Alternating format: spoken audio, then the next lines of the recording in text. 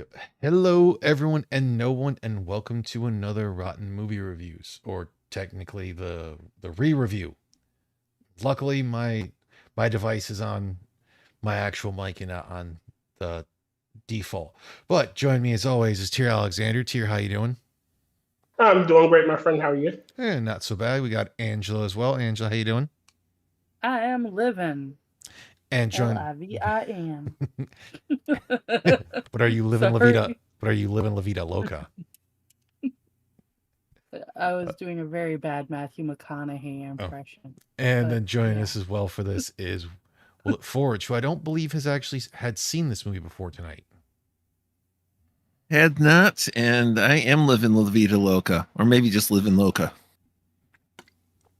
So for those of you who may not know, You're not one of the dead. The That's Sorcerer's them. Apprentice is a 2010 movie starring Nicolas Cage and Jay Baruchel? Baruchel. I can't. Barshell. Barshell. It looks like it should be Baruchel because there's a U in there. But Yeah, it's actually a Barshell. Disney movie, back before Disney went completely fucking retarded. And is a super fun movie that I'm pretty sure Polly would love. It's like Polydub would love this because it has Monica Bellucci in it. I think it's Bellucci, or is it Bellucci? The one who played Veronica. Bellucci. Bellucci? Oh, Monica Bellucci. Yes. Man, you are all over the place with these names, aren't you? Dude, I am none expert in nameology, okay? All I'm saying is I hated that I have... Every time I watch this, I hate that I have to hate Alfred Molina. Yes, but he plays a great villain. Yes, he does. He does it so well. Mm-hmm. I guess he's forever typecast as a villain because, yeah. No, he's played good. Well, no, good folks as well. He's Hercule Poirot. Oh, I didn't know he was Hercule Poirot. He's done Poirot. He was the mathematician in Species. But to go over it a little bit more, for those of you who may not be aware of it, whole freaking basically sorcerer wizard war type thing, and Merlin tells that his three successors that they had to go through and do it, but though one of them betrayed him, and so Nicolas Cage is looking for the person who is the prime Merlennial, but 90% of the time it sounds like they're saying the prime millennial. No, it's Merlinian. Yes, but they call him the prime Merlennial. No, prime Merlinian. Call him the prime Merlinian. It sounded like they kept saying the prime millennial. Prime yeah, millennial. No. It does, but it's what they're saying. What they are saying, he is the prime Merlinian. Like the way they divided their factions of wizards is Morganians and Merlinians. Yeah, and he is the prime Merlinian because he is the successor. The point is, they were saying Merlinian, but you are correct that it sounded like they were saying millennial. Mm-hmm. And either way, it just makes me say, yeah, it's that guy over in Greenwich because it sounds like the prime meridian. The prime meridian. Prime directive. It's the prime supremium. Yeah, the guy who played and it's Jay, not Josh. The guy who played Dave is also the voice for Hiccup in How to Train Your Dragon. Yeah. He's been in quite a few things. Which I still haven't seen. I haven't watched that yet. I'm watching Moneyball right now. I haven't seen How to Train Your Dragon. I've seen majority of the second, but the first one is a good movie. Yeah, my friend says that both movies are very good. Yeah, the only other part of this, like the only down, okay, so besides all the positive we'll have, I'll still say one of the things that I was not the biggest fan of was Omar Benson Miller being like, you have to participate. Whatever you're doing, you're participating. It's just like, dude, what the fuck? That is so bad. That is so terrible. I think that's a waste of an actor. Like to have him in literally two scenes, one at the beginning and one at the ass end. Yeah. Like that is a waste of an actor, honestly. They should that should have been a one-off thing, and they should have never referenced it again if they were going to do that. Mm-hmm. Like you total waste of an actor, especially if it's talent. To have him say what 2 lines and I mean, if he was going to do that, instead of saying you're participating, because that sounds like this whole thing is going to get him a participation trophy, it should have been you need to conform to society. You're not or it's like, you're not joining with society, something like that. But don't be like, you're participating. You need to you're standing out. Is he going to get a fucking trophy for this shit? And I will say I'm slightly pissed at this movie. And I think I brought this up in the last time we watched this. So it's based off of the Fantasia, slightly, the Sorcerer's Apprentice. No, it is. It's literally based off of that. It is. That's why they referenced the mop bucket thing. And instead of, I think they should have kept it where it's Yevon Sid. Yeah. I think Nicolas Cage should have been Yevon Sid. Well, in that one they don't call him Yevon; they call him Yen Sid. Yevon, Yin, Yang, Yu. I mean, in all reality, all of that's based off of freaking Nicolas Cage. It doesn't matter what his name is. Yeah, I mean, no, because Tier. Hold on. In all reality, you got to remember, it's like not only is that based off that, The Sorcerer's Apprentice is also a poem from 1797. Yes, but the movie is referencing that. It's referencing that one little short in Fantasia. It's what it is. Yeah, and that's when they reference that by having the frickin' mops and everything. And I hate how he acts it and it doesn't chop it in half. Like, come on now, if you're gonna replay that scene, give him the chopping. Make him choppy. Yeah. I think I'm fine with the scene without him. You can do an homage without duplicating every element. Yeah, I will agree with that. And that was kind of the point. Because it was also kind of supposed to be, how he was a geek and not necessarily physically active and everything. So when he goes to use the axe, you can see he can't really swing it properly. Fantasia was not lame, Mr. Scott. Fantasia was the one situation where I look at a movie and say the sum of its parts were actually greater than the whole.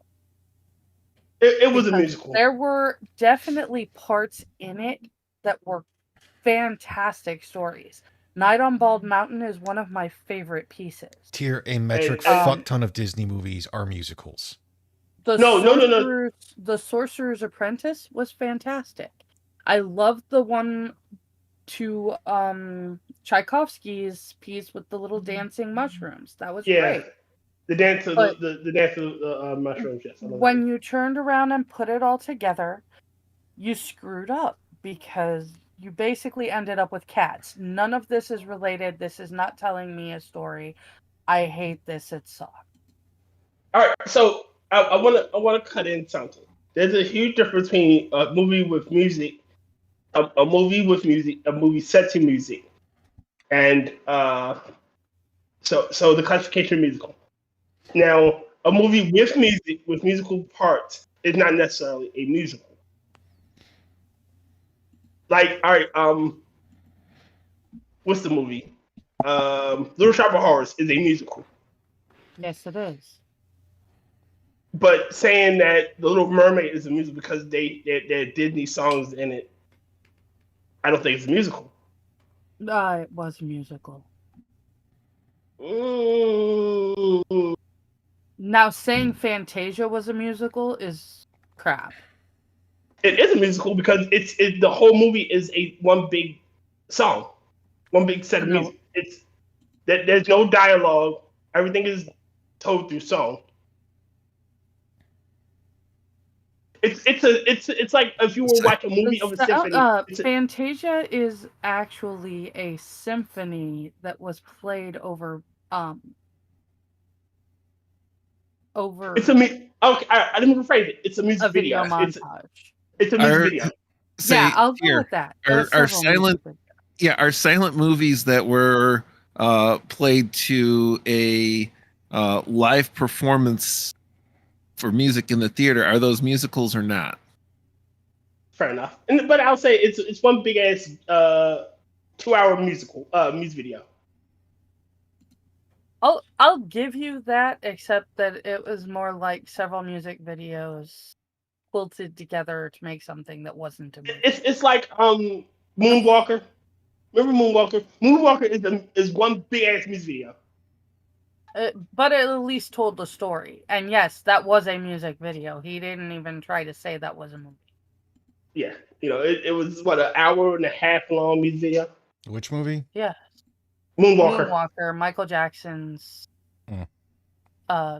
like you said, hour and a half music video. Yeah, I don't remember that. It was I think the album was called Bad.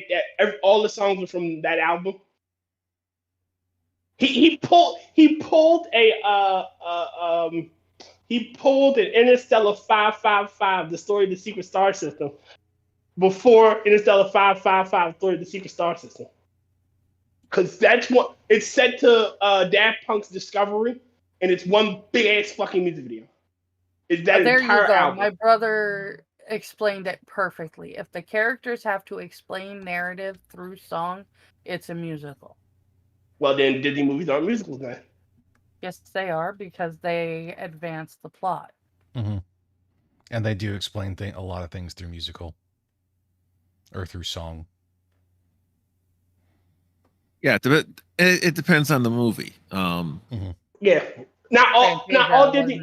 Snow White significantly advances the plot through song. For some parts of it, for instance. But Lady and the Tramp doesn't. Lady and the Tramp wasn't really a musical. It was more of an operetta. Differentiating the difference, you're splitting hairs. Like something like this, there are still hairs that are splittable. And technically, the songs did advance. The couple of songs that they did have did advance the plot. There just wasn't enough songs for it to be a musical. All right, okay. You had the Siamese Cat song. Didn't advance the plot because we already knew what they were doing. Yeah, but my point is that's the only song I can even remember. So it clearly wasn't a musical. Well, we had it's Moray. He's a tramp. That's true. Tony. Siamese. I think that's only 3 songs in that movie. Technically, He's a Tramp makes it a musical because that does advance the plot.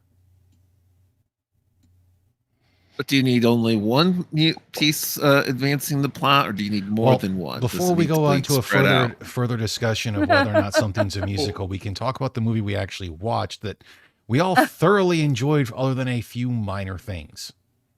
Mm-hmm. Yes. Well, it was not a musical, but it's a musical. I mean, it wasn't a musical, but it was definitely magic. Heyo. The Sorcerer's Apprentice was not a musical. Though it did have a couple of really great songs in it. Yeah, but they were background songs.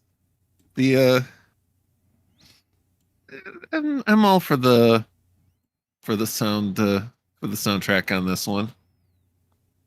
It wasn't terrible. I mean, it was 2010, so they had some decent music to go with. And they didn't go overboard with the poppies, with like the pop songs and everything. They didn't go overboard with freaking like any sappy love songs. That was the parts I definitely liked, was the fact like they kept all of the things for like a real love song very instrumental. Yeah. Which I think works better for movies. It's a personal opinion though. I don't need to hear "My Heart Will Go On" to all of that shit. Oh God.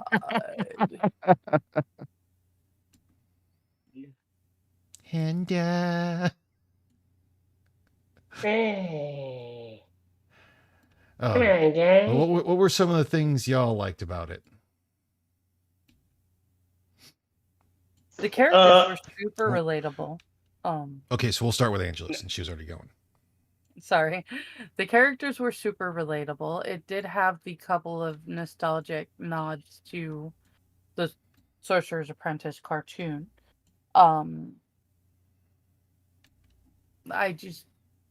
It hit all of the Harry Dresden markers for me, which is one of my favorite literary series. Yeah, I still gotta continue on with that one. I'm re-listening, or I'm doing the audiobooks right now because I got to like the 4th book when I was reading them. Ooh. So then you do understand that just because you're paranoid doesn't mean there isn't a monster under the stairs waiting to eat your face. I've known that for years. Just because you're paranoid doesn't mean there aren't people out to get you. Yes. And there are people, and then there are people. Just because things go bump in the night don't mean things don't go bump in the night. I get it. Yes. Well, there are things that go bump in the night, and you have to be ready to bump back, or know that you can't bump back and that you need to run. Is that a sex thing? Did you make a sex joke? This is weird. No, I didn't. But you are incredibly strange here. You talking about bumping things in the I night? mean, Jesus Christ, here. I mean, we knew you were degenerate. You didn't have to explain it further. yeah, Hey, my degeneracy is a necessary evil. By me being a degenerate, the world is safe.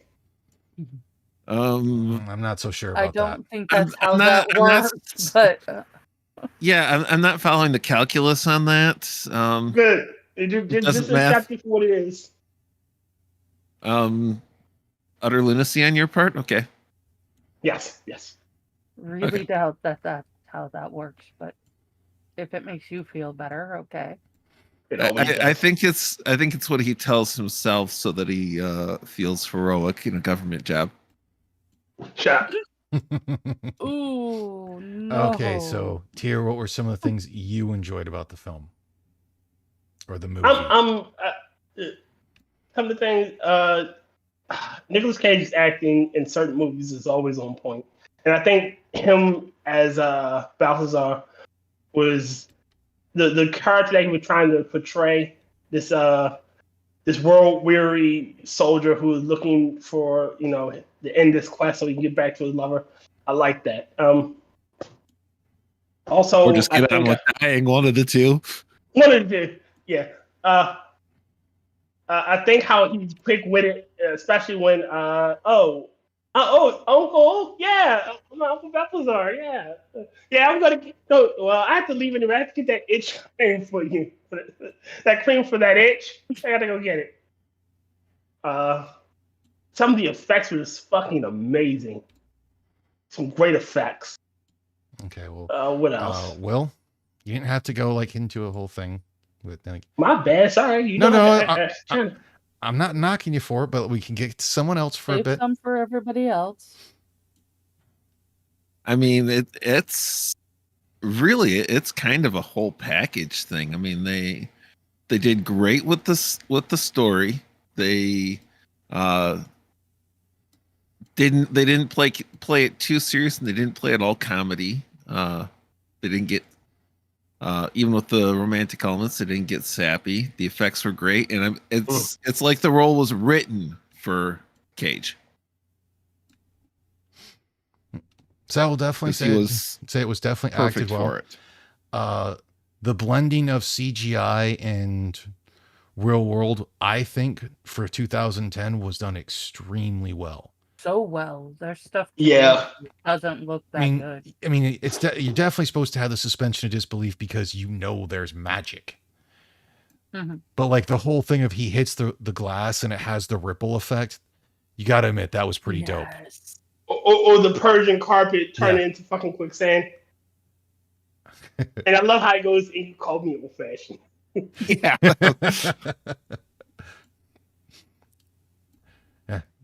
Or that whole thing of like when fuck, I gotta think of the character's name. Yeah, Horvath gets out and he's just like, when am I? And he's like, New York City. Didn't ask where I was, I asked when I was. Was I the first to exit? Fall over. I'll take that as a yes. Yeah, he did very well in that character too. Was. Alfred Molina is always spot on. And him and Cage played so well off each other. Yeah. Definitely. Yes, they did.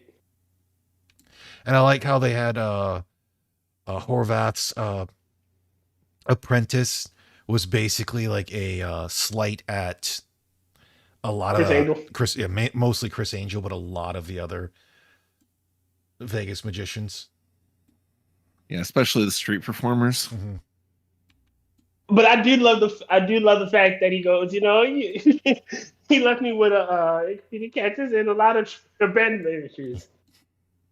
I but all right, so I have a gripe with that though. So clearly they've been doing their thing because they know who Horvath is, even though technically Horvath should have been imprisoned for at least maybe.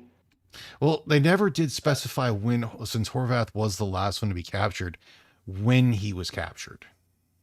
Fair enough. All right. Or I guess. Or how old the other characters were, because I mean, yeah, they've established in this universe with magic you can artificially prolong a person's life, and also didn't really specify the. I saw a picture of you, and they didn't specify where or when. Fair enough. That is a valid thing. All right. Not withdrawing my objection though, but still. I would have liked to. I dislike the fact that Horvath is the evil kill your apprentice. Oh yeah. We need power, so we're just gonna absorb yours.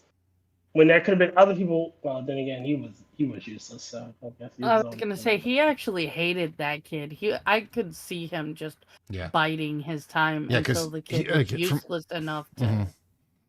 Because like they knew who he was, but from everything I'm aware of, it's like Horvath wasn't his actual master.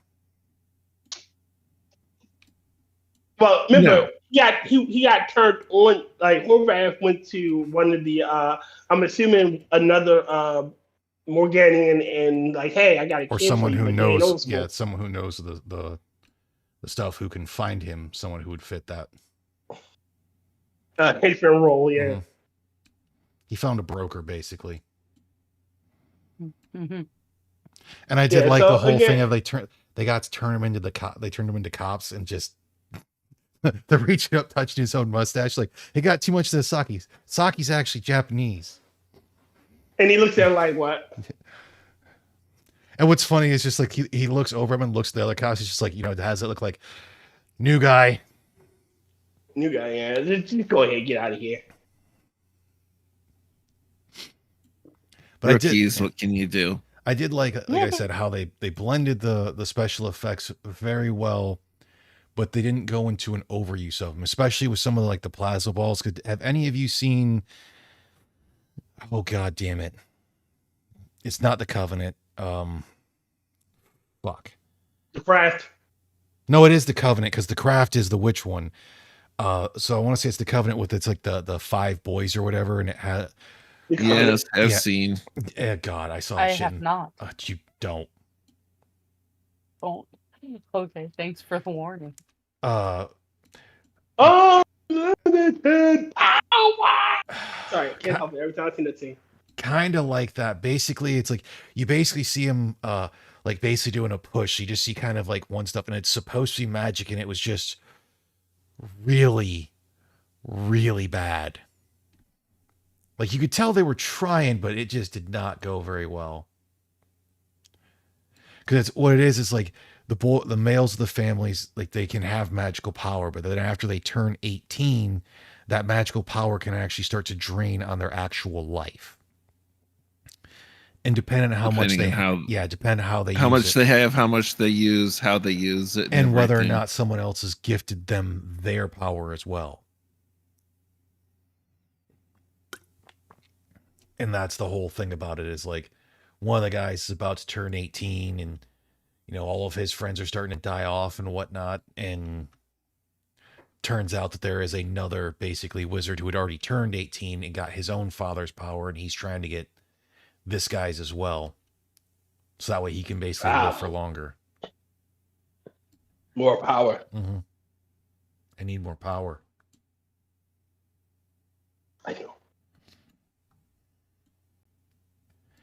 Yeah. See, when I need more power, I just call down to Scotty. So.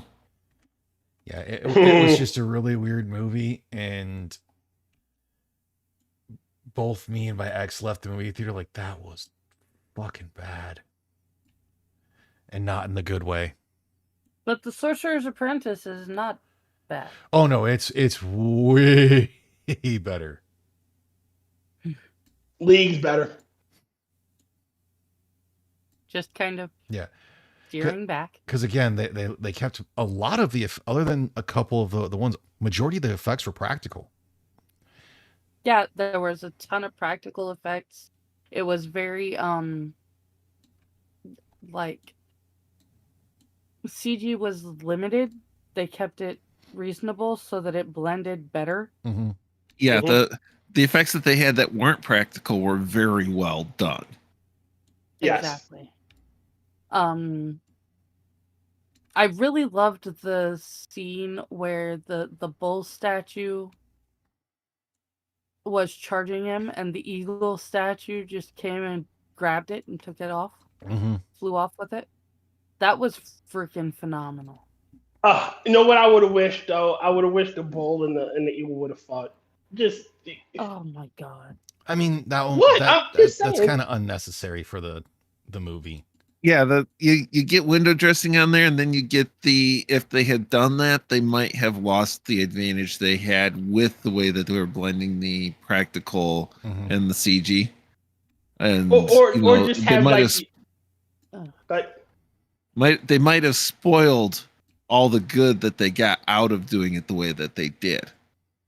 Yeah, because what saved those was the fact that, other than the one fight with the bull, those were used very, very limited, so you didn't have them overbearing, because it's not bull statue versus metal eagle gargoyle.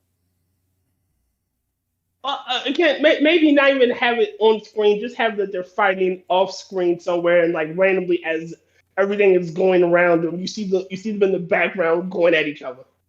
Well, it's supposed to be inferred that when Horvath gets taken out and loses the whole thing, that the thing the bull wouldn't have had the magic on it anymore. Yeah.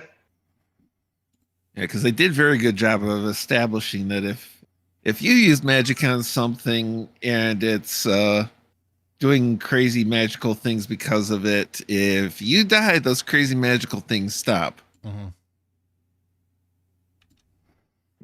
Excuse me. And it's just that whole thing of like, it's not a giant monster movie, so it's, again, I like giant monster movies, so I got no problem with giant monster movies. Go watch Godzilla. I plan to. Good. It's a good movie. Depending on which one you watch. I like it. No, I liked them all. Some of them are yeah, no. Yeah, some of them I wouldn't watch for the fun. If they paid me to. Like the original American one was not that good. Okay, I have to admit. The one with Ultraman. I haven't. The one with Matthew Broderick, I have not seen. I'd recommend to keep that one that way as well.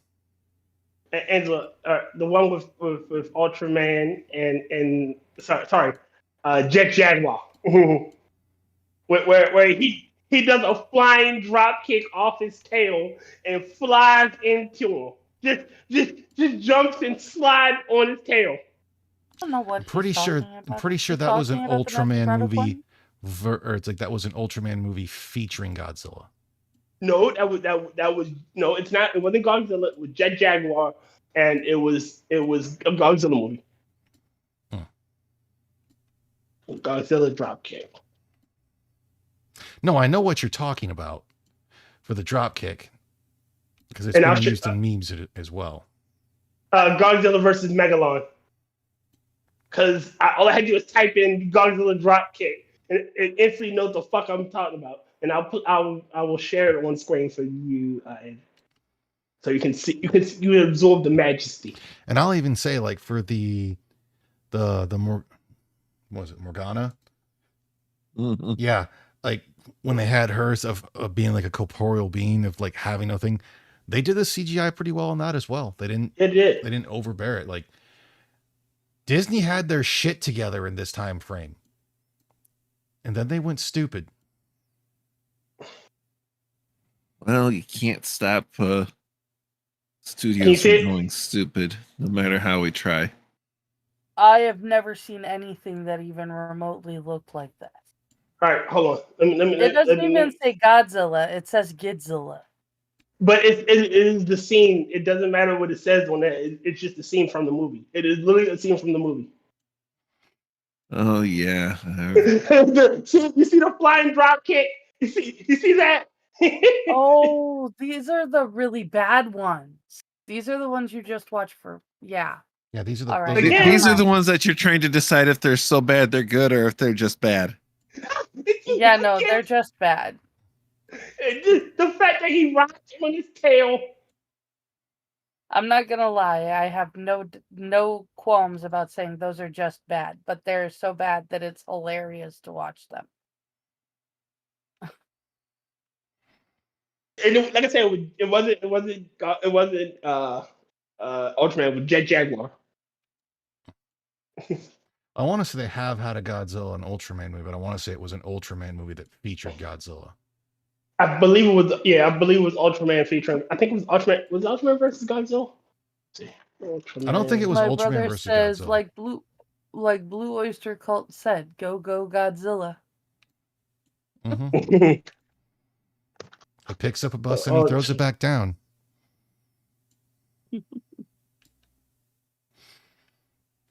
No, when I say all Godzilla movies are good, I'm talking like the actual Godzilla movies. Godzilla versus Mothra. Godzilla versus King Ghidorah.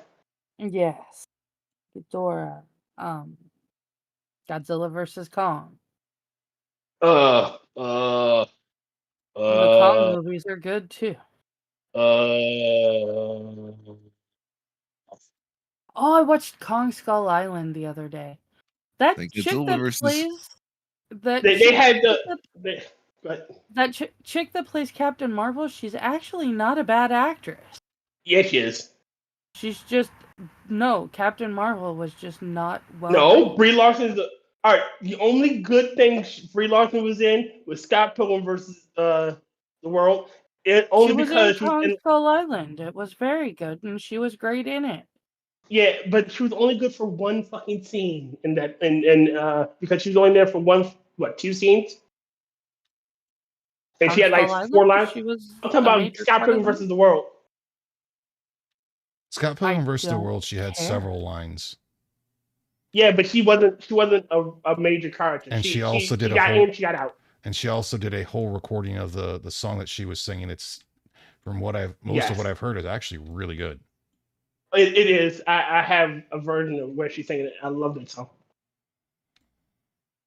And Brie Larson, if I remember correctly, was also in the 21 Jump Street movie. While it is a bad rendition of 21 Jump Street, she didn't do a bad job at what she did. She's still a bitch, and she started huffing her own farts. Oh yes, and she became a horrible person.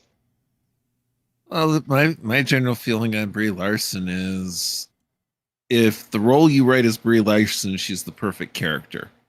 If it isn't, then you got to kind of feel out whether or not they've actually got the acting ability to pull it off. Mm-hmm. Apparently, she does well if the character you write is Jane Fonda versus giant gorilla. Well, not even a giant gorilla, the weird thingies that came up out of the earth that Kong was protecting people from. And I was never a fan of Kong to begin with, so that probably colors my interest in that movie. What? I don't like Kong. I think they should have kept him as what he originally was, and not trying to make him Mighty Joe Young too. They made him Mighty Joe Young, so yeah, no.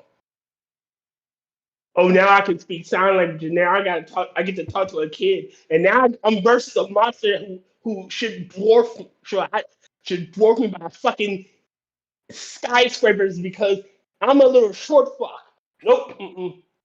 They increased my size, made me human intelligent, and again, gave me sign language. He is Mighty Joe Young. I don't fucking like it. You don't have to like it. I do. Bite me. Come over here and I will. Ew. And since we didn't do this in the last one, I actually was made sure I scrolled forward, and yeah, they did set it up for a possible sequel. I'm glad they didn't go into it because it really didn't need one. Yeah, didn't need one. I'm not sure how they'd make the storyline go for a sequel. And let's face it, if Disney tried to make a sequel of this one today, they would ruin the sequel and the original. Mm-hmm. Yep, they would.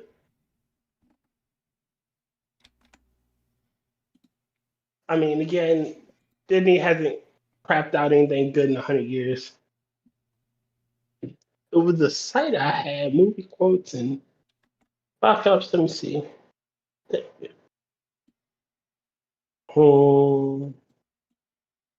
Some errors.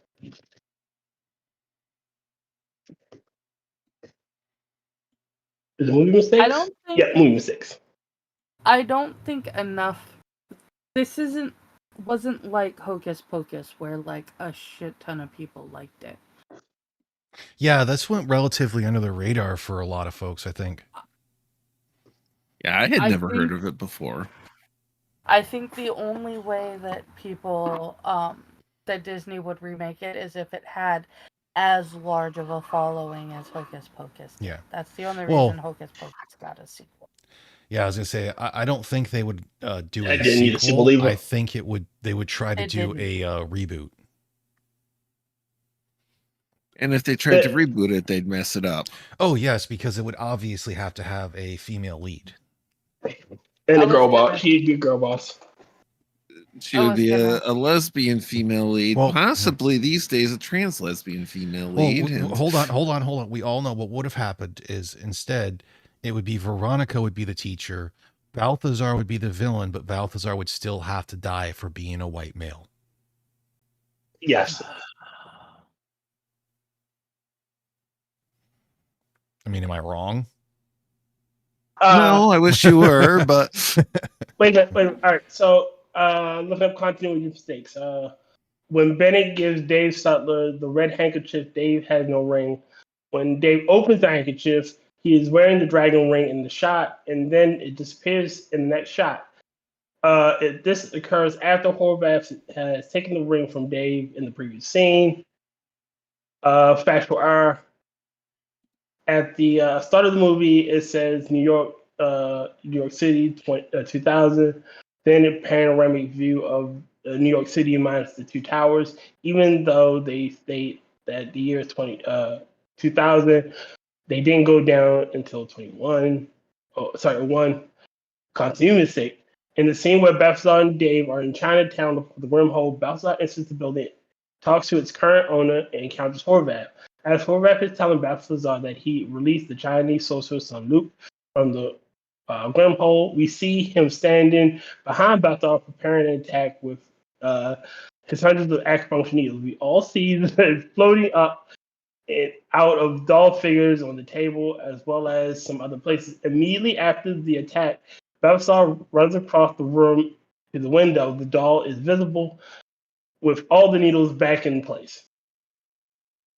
Character mistake. In the scene, Dave is checking the failed transmitter at the radio station. Dave says, "The bad news is your return loss way too high." This is a mistake as the movie makers got confused between the terms return loss and insertion loss. Dave should have correctly said either your return loss is way too low or your insert loss is way too high. So the people making the movie didn't know anything about broadcast. Yeah, continuity mistake. In the scene, Balthazar changes the Rolls-Royce Phantom, a left-seated driver, and to a Mercedes McLaren right-seated driver. He is sitting in the passenger seat and reaches outside the left window door, before the vehicle changes into the left seat for the driver. Confirmed, revealing mistake. Horvath is trapped in the bathroom mirror, and after knocking on the mirror from the inside, a boy comes over. You can see that the shadow of the boy's shoulder is falling on Horvath, and when he turns and falls over, if you watch closely, you can see the boy bumps into Horvath's arm. This is because the boy actor is standing in front of Horvath's actor to achieve the mirror effect.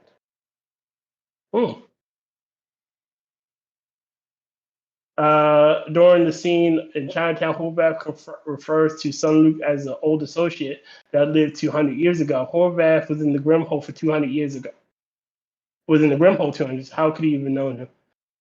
Okay, so he's been in the Grimhole for 200 years. Well, that's why, like I said, Chinese guy is very old. Yeah. Yeah. But there's a subjective correction for it. Horvath was in the Grimhole after Son Luke, as when he is freed from the Grimhole. You see the image of Son Luke. The Grimhole is a nesting doll put to capture Morganians from the oldest captured. Morgana, Victoria recently, to the most recently captured, Horvath. In order of Grimhole capture from the oldest to the recent, Morgana, Abby Williams, Son Luke, Horvath. Okay, so he could have known him before he went in he got put in there. Yeah, it'd be a matter of, if he's one that's inside, could it be a matter of, I knew him before he was captured. Yeah. And then I was captured later. I mean, these are a lot of things that a lot of people aren't going to dwell too much into. They're just going to enjoy it. That's an interesting thing. All right, so we will say 1,000 years for Morgana / Veronica. Abby's from. They said that she's the point of the Salem witch trial, so that's about 1800s, early 1700s, late 1700s, early 1800s. So that's a. So now we're looking at another 200 years. Well, I mean, the story starts in freaking, it's like 740 AD. Yeah, right, but they time locked themselves with the Salem witch trials. The second to last out being related to the Salem witch trials. They cut off a long block of time. Mm-hmm. Yeah, so that would mean that at most it's between 1700 and late 1800. Well, early 1800, because she's a pilgrim, so it's that time frame. And then 200 years, another 200 years. He would have to be captured in like the early 1900s. Turn of the millennium. So he couldn't have been in that motherfucker for 200 years. Huh. That's a big continuity error. What they should have had was Abby Williams comes out, then Son Luke, and then Morgana. Or Abby's not related to Salem. But he literally said she's the reason for the Salem witch trials. Yes, but they could have not put that in there. Yeah, they could have not had her tied specifically to Salem, and achieved the same fix. Fair enough. But it would have to get rid of the pilgrim motif. This is very continuity nitpicky. Yeah. It's more of we didn't think about it when we did it, or we want to have the little girl being last. When they could have, when they seen there be more Morganians. So that's another question. If there a shit ton of Morganians, are there a shit ton of Merlinians running around too? plausible. It just seems like for that one, it's like when the Merlinians die, or because they're not basically the evil ones, they actually pass on properly.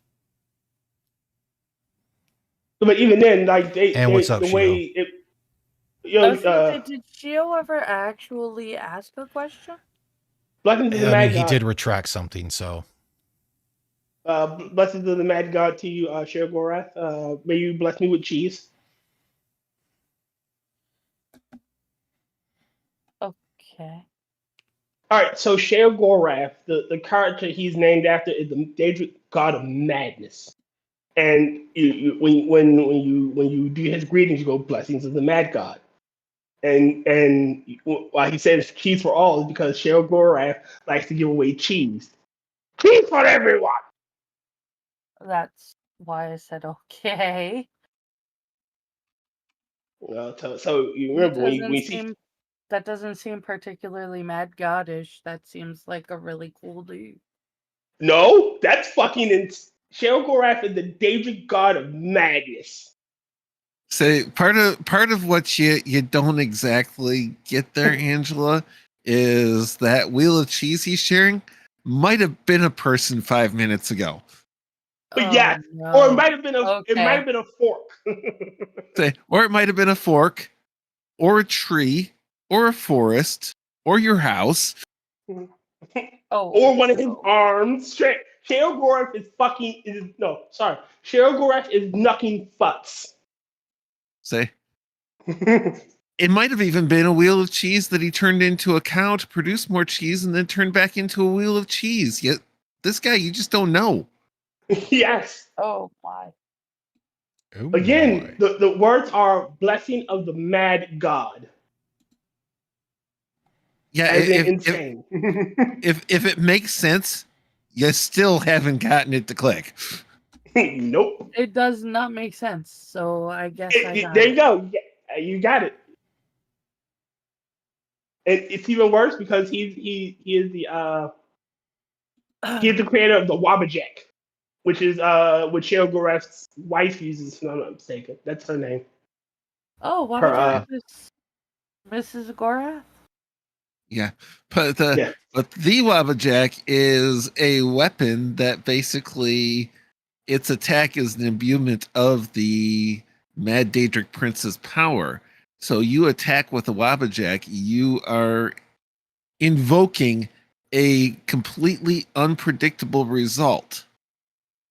In the game Elder Scrolls, between Oblivion and Skyrim, it could do one of a myriad of things. It could attack with one random spell, one random elemental spell, or it could transform the character it attacks. It could transform them into a number of things. It could transform them into a wheel of cheese. It could transform them into a chicken. It could transform them into a goddamn sweet roll. Or it could transform them into a fucking ogre. It is a weapon of fucking madness because it does what it fucking wants to do, and you can't predict it. You can't predict it. You can't control it.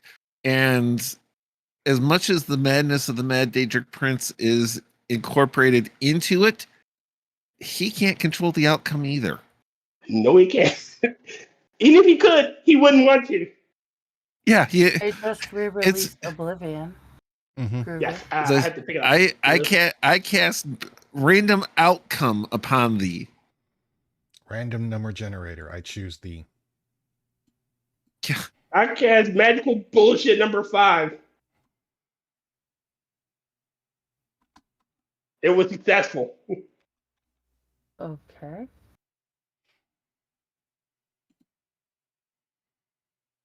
You know what? I actually think I like this thumbnail better the way I did this one this time. While we've been talking, I've also been working on a thumbnail for a gun video. The one thing you get with Sheogorath, the best chance you got is if he decides he likes you.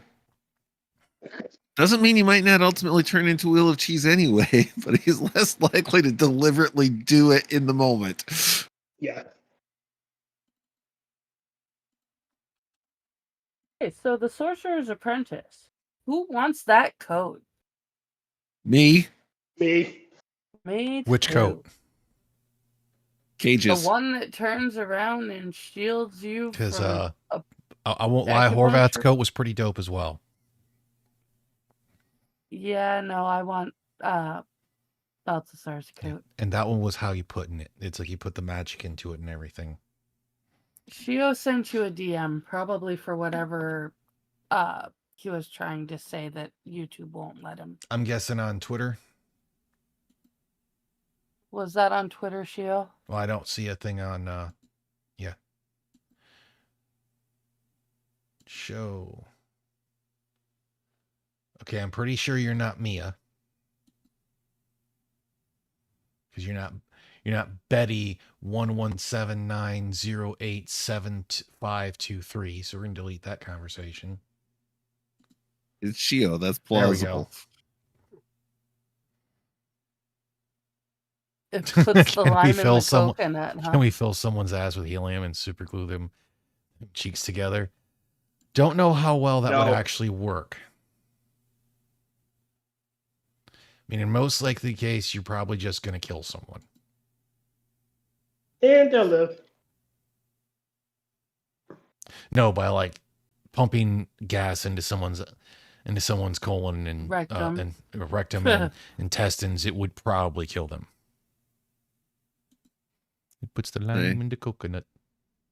Especially if it was helium. For all it is a inert gas from that perspective, you've got the inflation factor and the fact that it will diffuse throughout their entire body. If you found an inflation factor that itself wouldn't kill them, but managed to seal it off, the helium is not staying in there. Helium is so small, nothing traps it. The hold of a helium balloon is temporary because it's so small, it escapes the space between the molecules.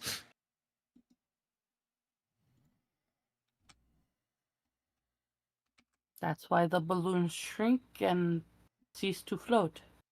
Yep, that is why helium balloons always stop being floaty. Mm-hmm. And you think, oh, hey, it's just because it's, latex or mylar or something like that. No, helium escapes through solid steel and solid rock, too.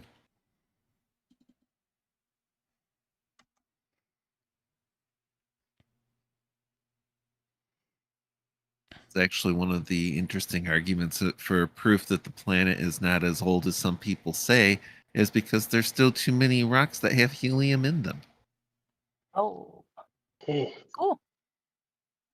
Sonic the Hedgehog? I'm confused.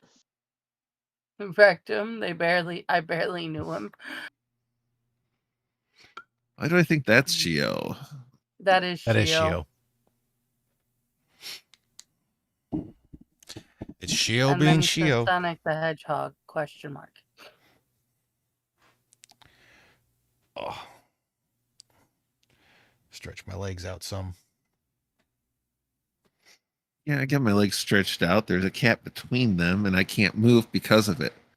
Well, no, because of what I was doing, I still had to use the mouse and the keyboard, and I don't sit really close to my desk. I do not believe that is at all what he was implying, Shio. He says, are you implying you could put helium inside a rock and have that float until it falls? No, but I bet the Daedric Prince of Madness would try it. And he probably would, and probably would work. It has to do one of the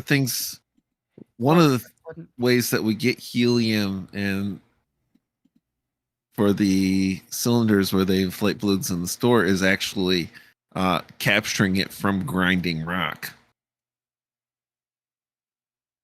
But the thing is, because you got helium trapped in the ground, the thing is, if you had even 10 million years, there wouldn't be any helium left in any rock because it would have escaped.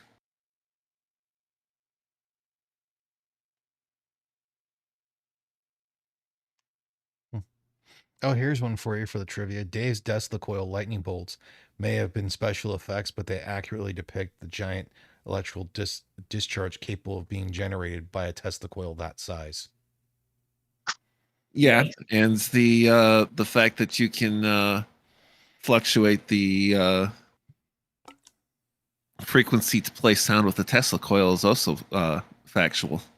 Yeah. Wow, we've sent Shio on a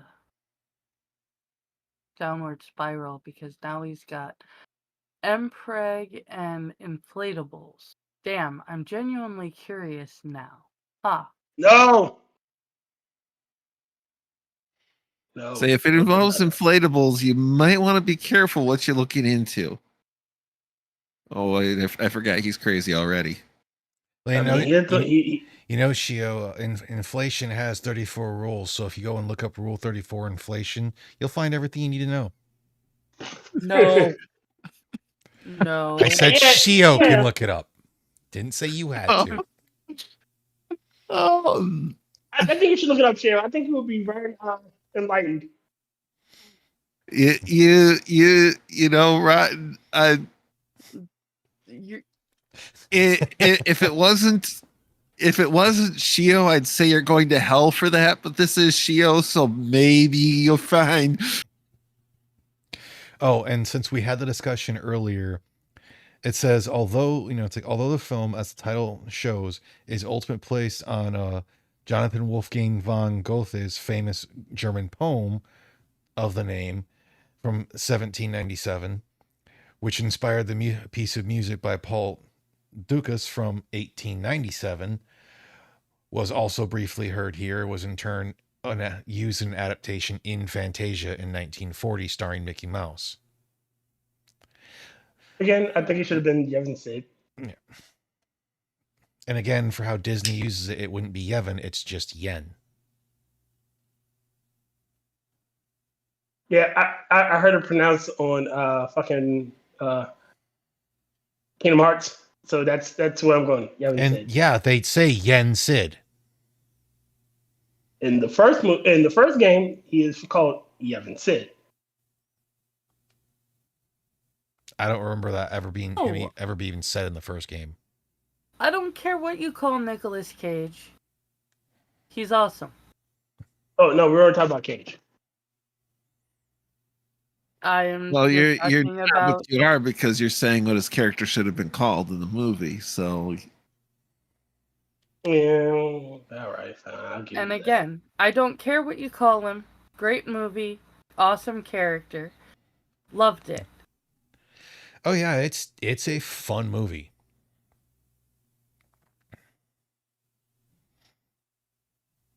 Like it's well enough that it still has some humor that is more meant to be in the adult oriented, but kids can still laugh at.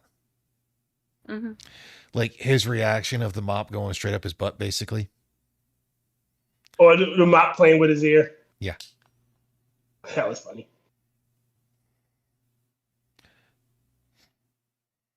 Oh, and apparently Brie Larson did audition for Becky. Thank God she didn't get it.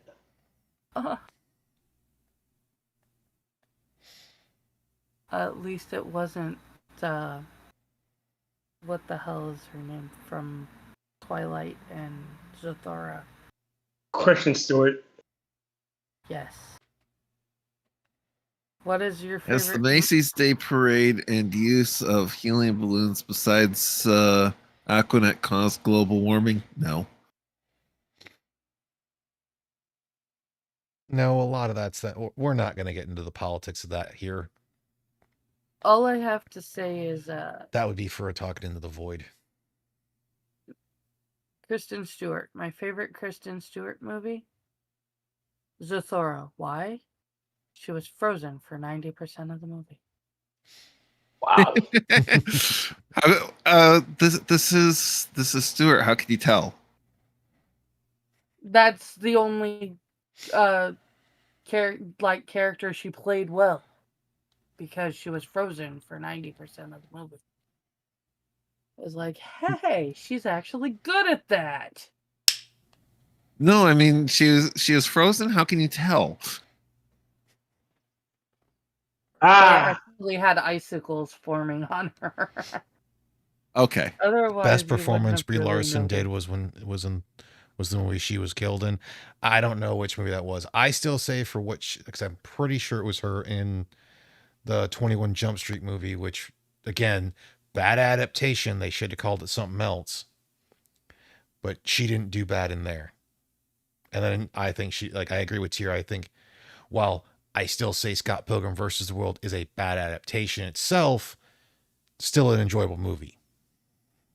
Yes, it was a terrible adaptation, but Mr. Scott, I don't know what movie you're referring to, but she was actually really good in Kong Skull Island.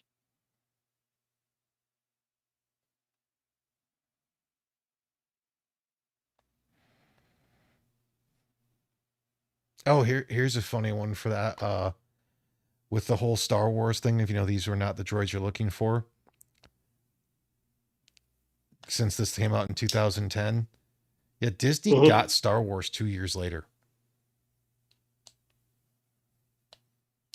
Oh, nice. Brie Larson played Joan Jett in Runaways.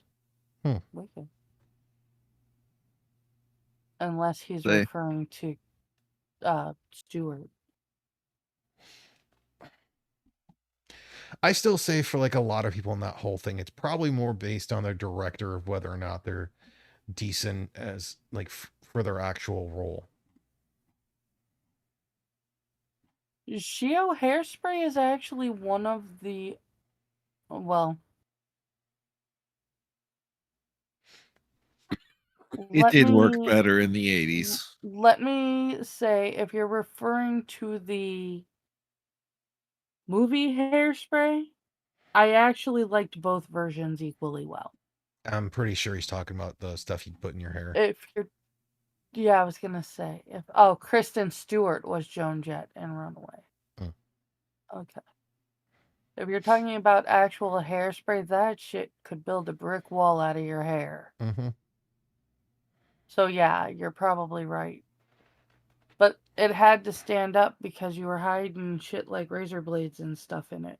Yeah, one of the gals that I worked for in a convenience store in my younger years, so like still in high school, like early into high school and everything, she for the longest time had the fucking the haired out hair.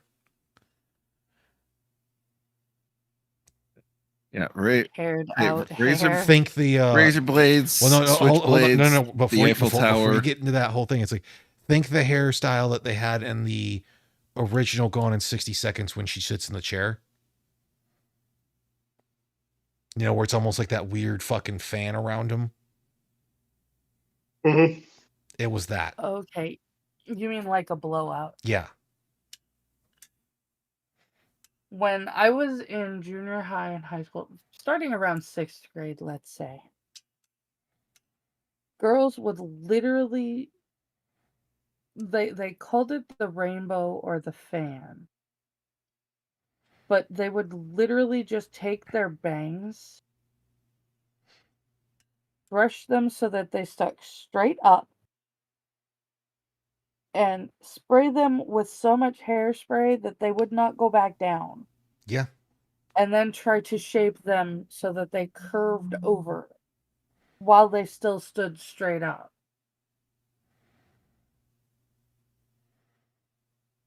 It was some gravity-defying hair. Yeah. Oh, and going back. And I was allergic to hairspray, so it was not a fun time for me because everywhere you went, all there was a freaking cloud of hairspray everywhere. But going back to the movie, I did like their nod to Raiders of the Lost Ark. Oh yeah, the checking for a pressure plate. Yeah. And he's just like, really? Theo, that's bad. Yeah. I like Rotn's channel. I'm not saying that. Yeah, not on a movie review. Yeah, bring that up on a Rumble night. Yeah, you can do that on Tier's channel. Because he's mostly on Rumble anyway. On Rumble now. Because he's on Rumble and they won't take any action for it. Oh, what's funny is Alfred Molina. Which one was he again?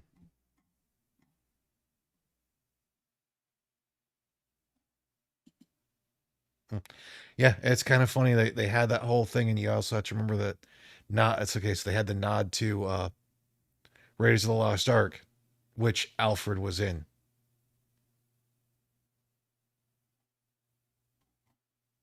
What? What? Oh, Alfred Molina. Yeah. I was trying to figure out. You said Alfred, and I'm like sitting here picturing all of the people who have played Alfred from Batman. Trying to figure out who you were talking about. No, we weren't talking about that. Do you see a cape? Do you see a cowl? It would have been better for you if you did. I was just sitting there going, well, Michael Caine wasn't in it. And I'm just like flipping through Alfred's. Well, we're not talking about DC.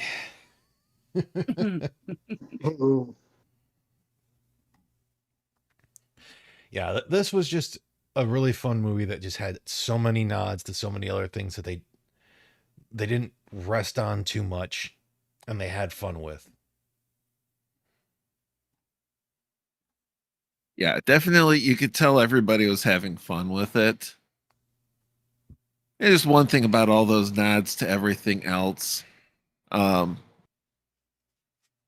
is one of those things that annoys me about Disney, because had it been, anybody else giving a similar nod to Disney's content, they might have ended up with serious legal disputes with Disney. Yeah. Because that's the way Disney be. Mm-hmm. Yeah.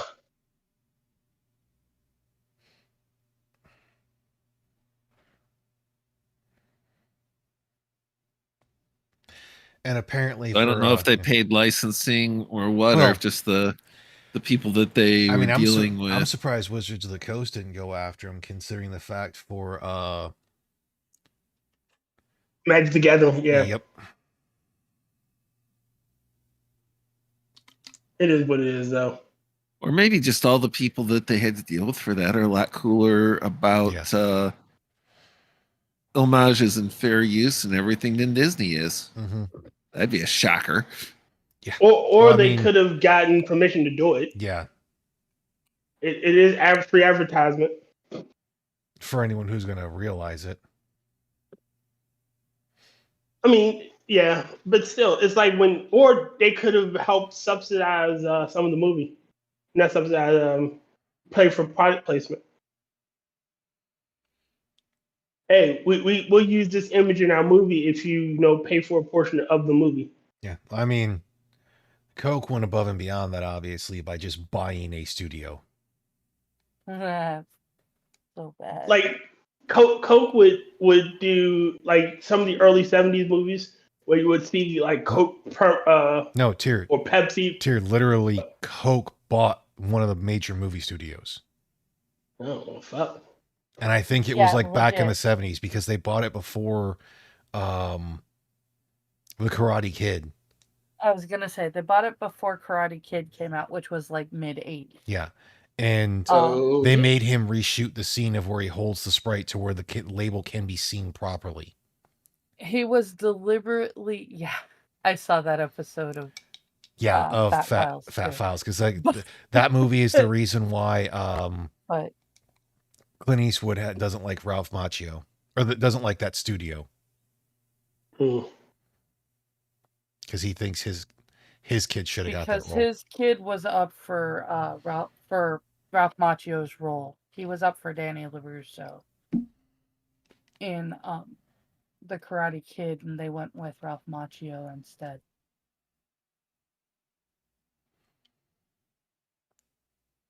Well, I mean,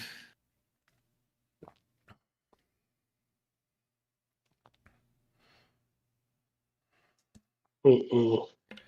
Yep. Which, don't get me wrong, I am actually really glad that they went with Ralph Macchio, but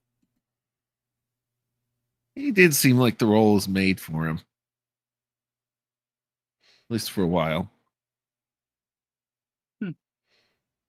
Yeah. All right, guys. I'm gonna have to start heading off because I got working here.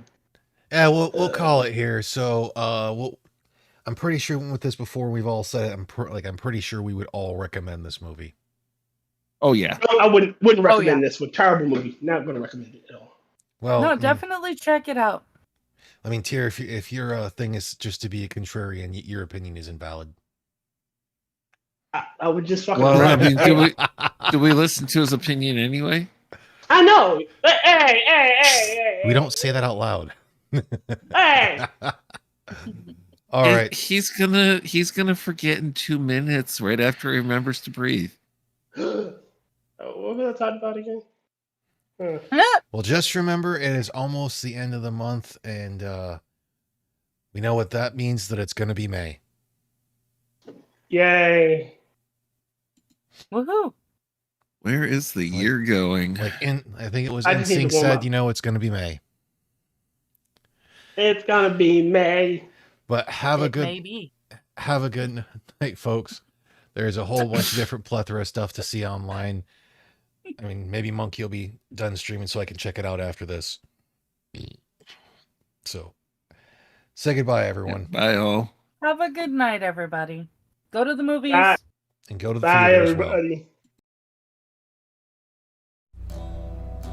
Hey, thanks for tuning in. Join us again next week, or you can check out the other people in the panel in the description and see us again plausibly on one of their channels, or just check out what work they've done.